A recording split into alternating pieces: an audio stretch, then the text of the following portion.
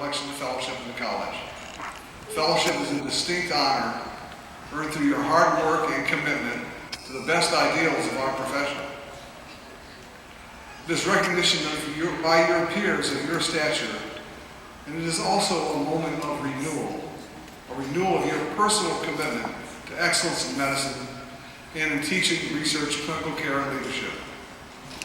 Tonight you will take the oath of college fellowship, renewing your personal commitment to your patients and your colleagues. Tonight I am also asking for two additional things. First, look at the experience of illness and medical care through the eyes of your patients, both as patients navigating a difficult healthcare system, and of course as a person experiencing illness. Then I will ask, after you leave and you return home, you step out of your comfort zones and join leading medicine and our healthcare system on a journey to be more just, humane, effective, inclusive, and less costly. The American healthcare enterprise desperately needs effective physician leaders who understand patients and patient care while making decisions about legislation, government policy, capital expenditures, and the business of medicine. When we see the experience of healthcare through our patients' eyes, we begin to understand how the current healthcare system fails to serve our patients in preventing or treating illness, and how our system fails to serve our country. We have immense challenges in American healthcare.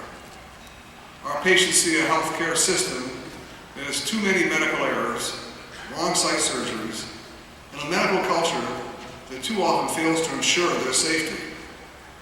Our patients see a fragmented system that has lost its focus on providing the best quality care possible to all Americans.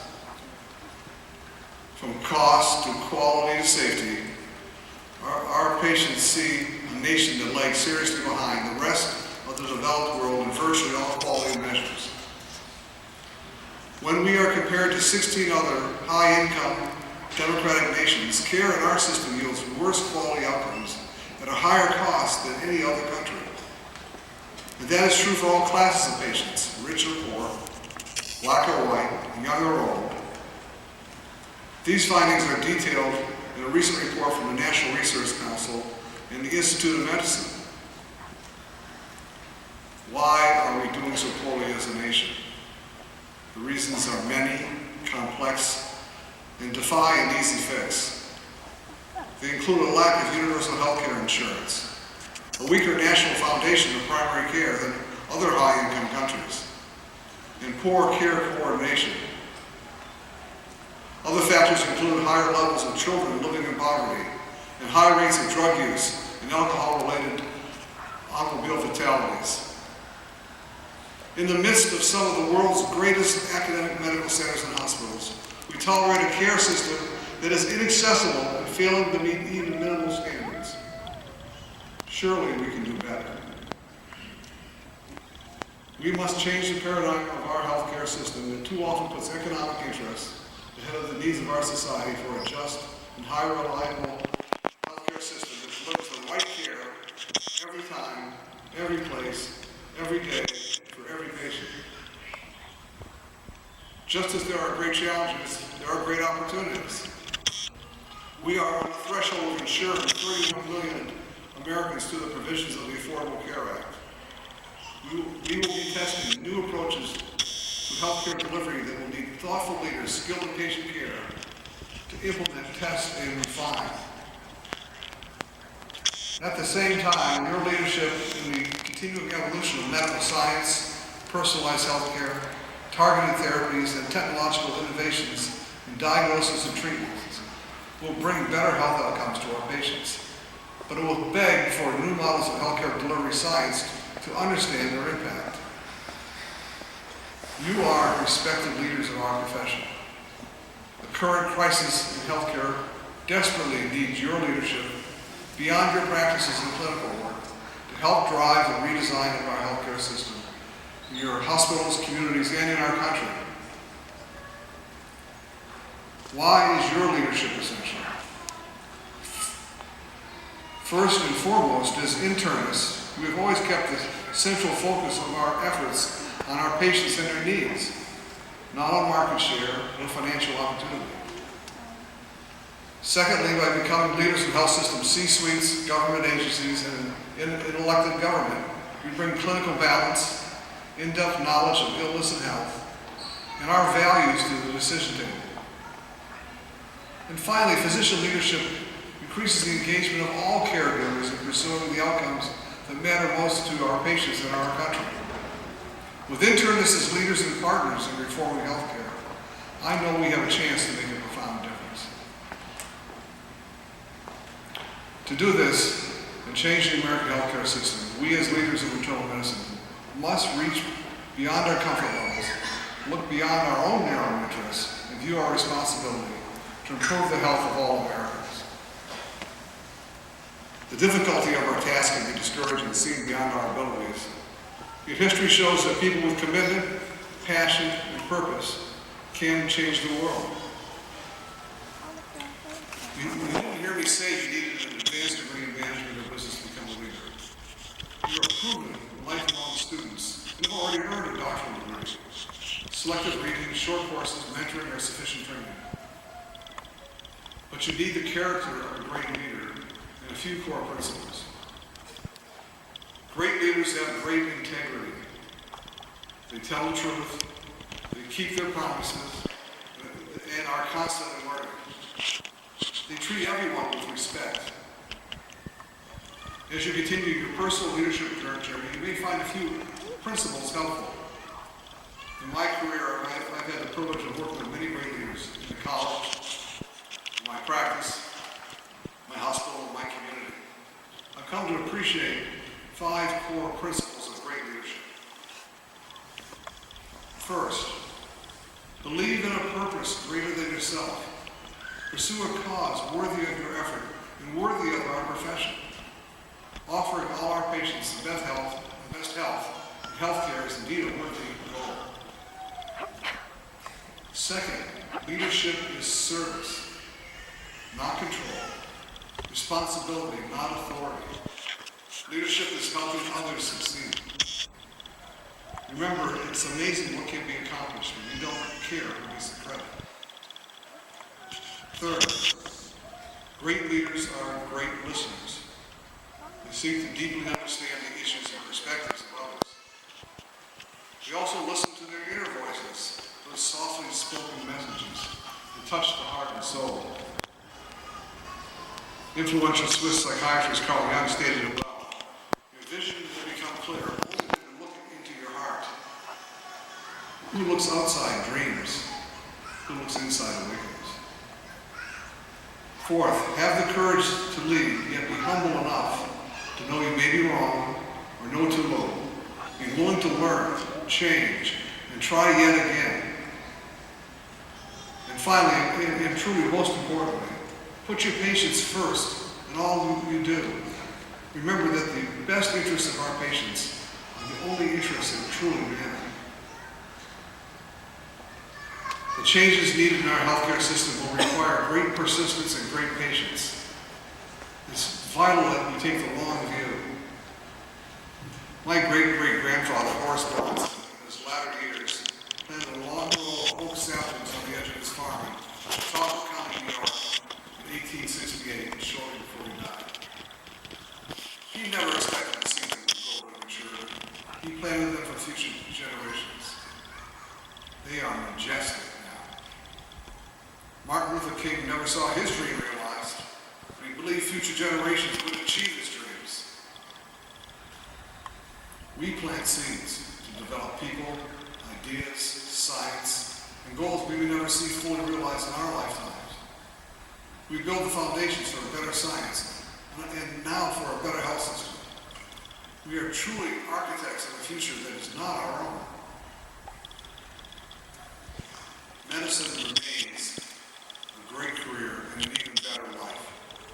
A life of profound emotional rewards, intellectual stimulation, yet with important ethical responsibility. As stated in our ethics manual, we, quote, should work towards ensuring access to health care for all persons, act to eliminate discrimination in healthcare and help correct deficiencies in the availability, accessibility, and quality of health services. Society has given us the opportunity to both lead in making our healthcare system work for our individual patients, but also work for all patients. As we care for our patients, we learn to care about our patients. For it is truly in caring about our patients that we receive our greatest rewards, and that caring has made us better physicians. In his novel, Cutting for Stone, ACP master describes an oral examination for the Royal College of Surgeons. The chief examiner asks, what first aid treatment is administered in shock by ear? His answer, words of comfort. Always remember that words of comfort, compassionate listening, holding a hand, giving a hug are more powerful than any medication. Every person in this hall has been a patient with hopes, fears, dreams, and disappointments. View our work through our patient's eyes and our own eyes as patients. There's a story in each and every one of us. Let me share with you a brief video developed in my practice at Cleveland Clinic that describes our work better than my words.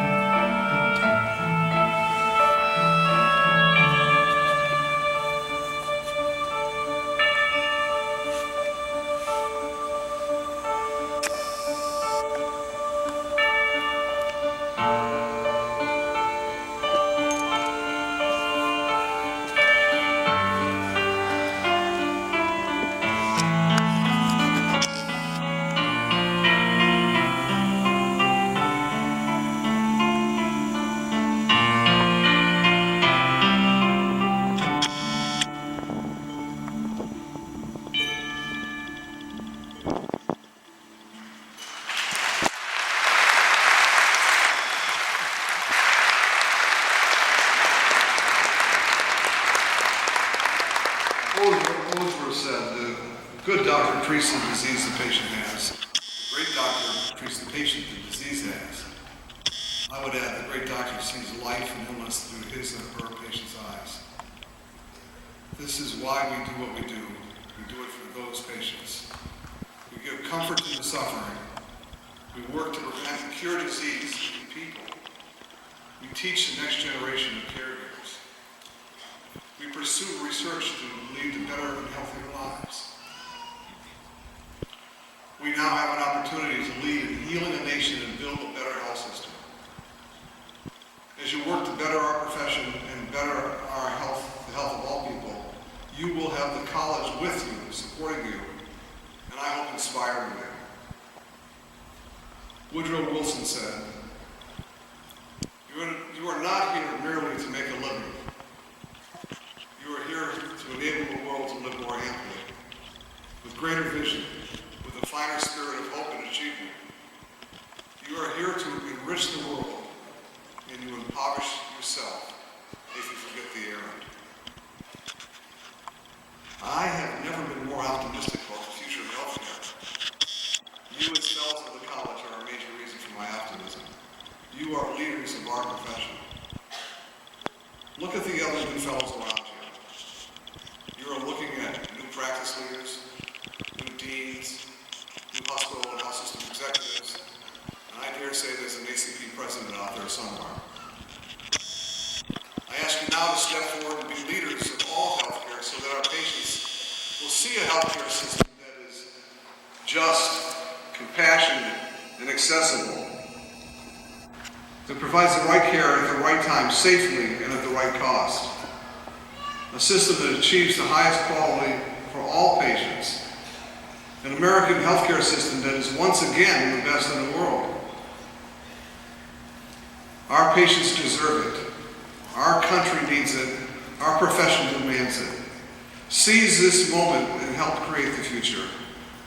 This is your time. Thank you very much.